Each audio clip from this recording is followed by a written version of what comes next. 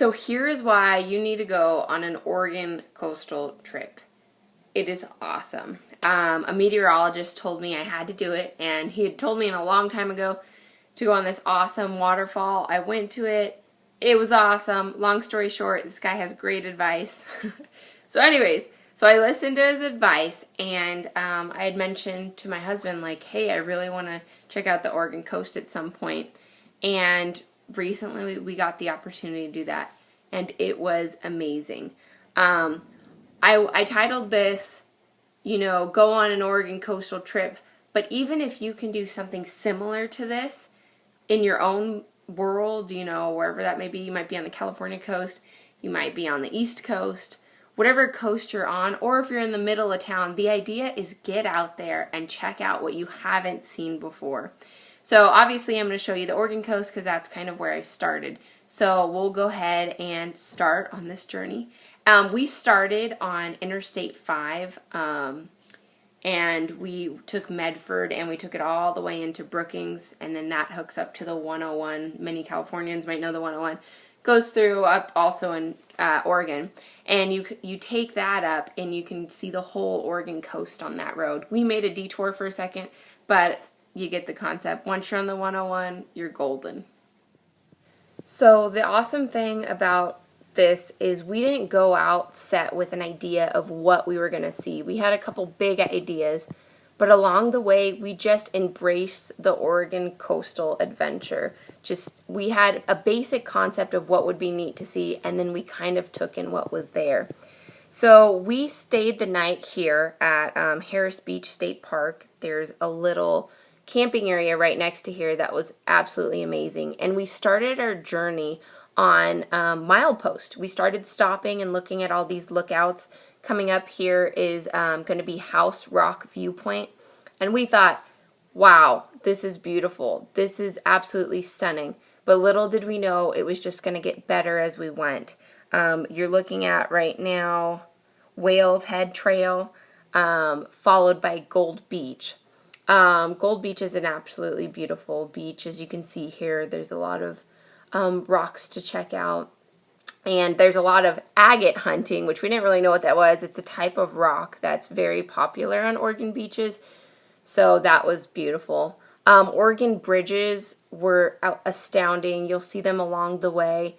And as you continue to go up north, you'll hit Port Orford, and that's where you'll see Battle Rock. It was probably one of the most beautiful beaches, one of them on the coast. So here's a look at one of the milepost marker papers that we got picked up from Gold Beach Visitor Center.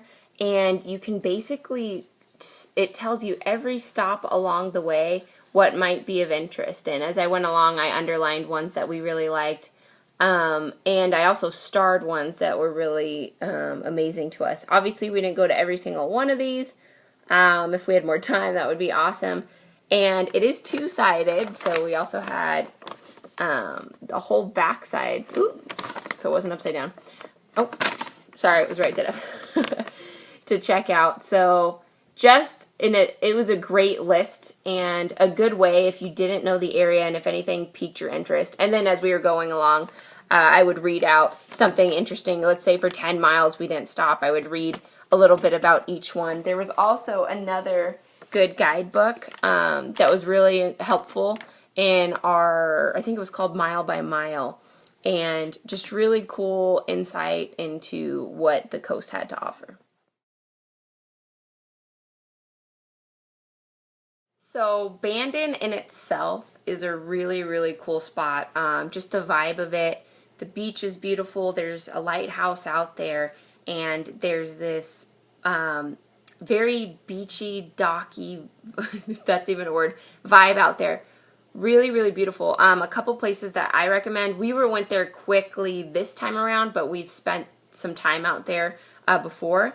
But Cranberry Sweets is this awesome candy shop out there. I believe there's 2 on the Oregon coast. There might be more, so don't mark my words. But I know for sure there's one in Bandon. And you go in and get to try all these awesome, amazing sweets. A lot of them are cranberry inspired. But you have fudge, chocolate, you name it, it's in there. And the cool thing about it is There are tons of samples in there, and they're not chintzy on the samples. They are very big samples, and it's awesome. If you're a sweet tooth, you got to go there. And then right down the road is Face Rock Creamery. This was the first time we'd been there.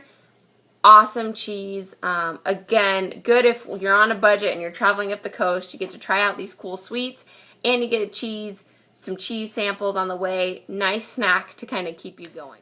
A great spot to check out in Bandon is Washed Ashore, a nonprofit. They have a building, and it basically showcases the coastal trash in an artistic way, giving you an idea of how much trash is actually in the ocean.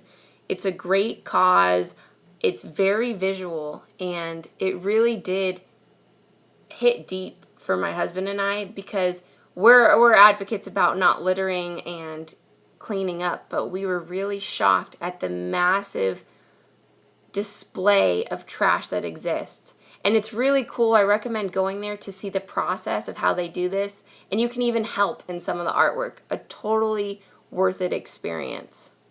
So we had to stop in Coos Bay because my husband absolutely loves Steve Prefontaine, and that's where he grew up.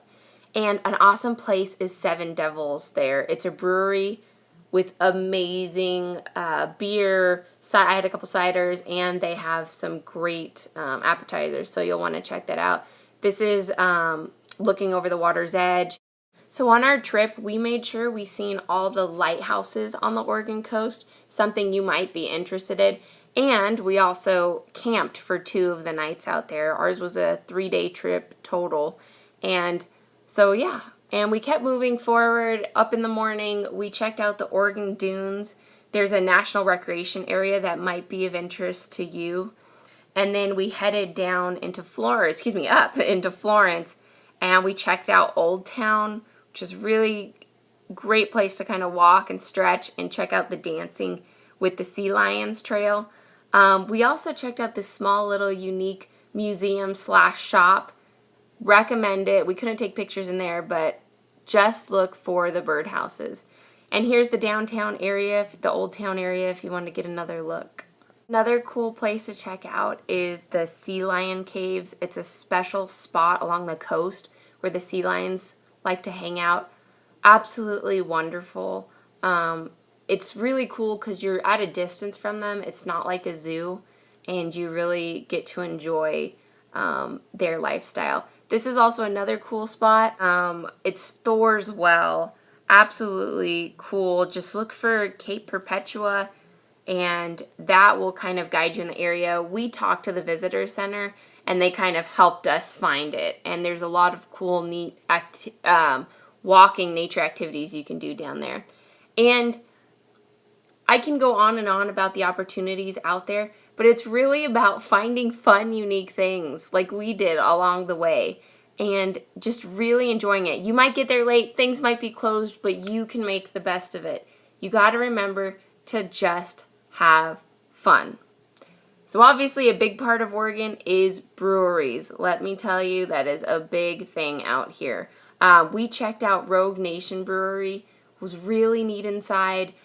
We were able to get a beer flight. Absolutely amazing.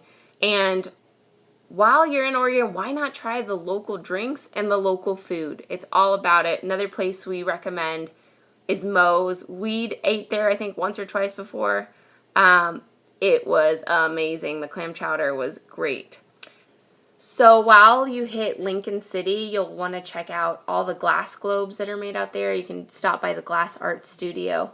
And as you continue up the coast, I recommend seeing the Cape Meares Lighthouse. It's a little walk, a little ways down to get to it. Absolutely worth it. Very beautiful place, and it has a unique history, so you'll want to inquire about that one.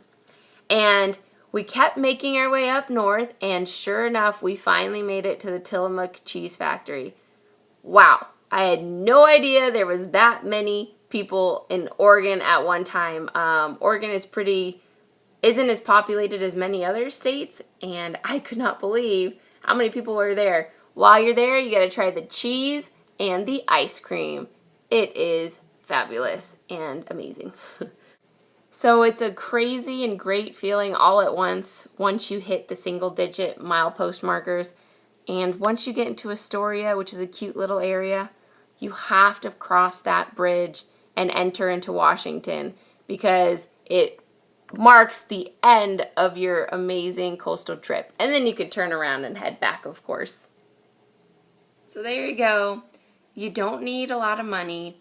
You can, we camped for 2 days. We stayed at a cheap hotel for one of them.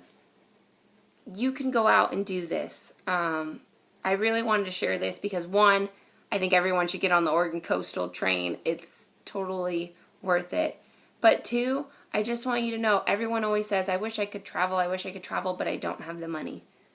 Guess what? You don't need that much. Just save up enough for gas money, bring as much food as you can with you, and be open to what possibilities are out there. Talk to the locals. Check out the visitor centers. They are very useful. And go have fun. And thanks for watching. Hope to see you out there.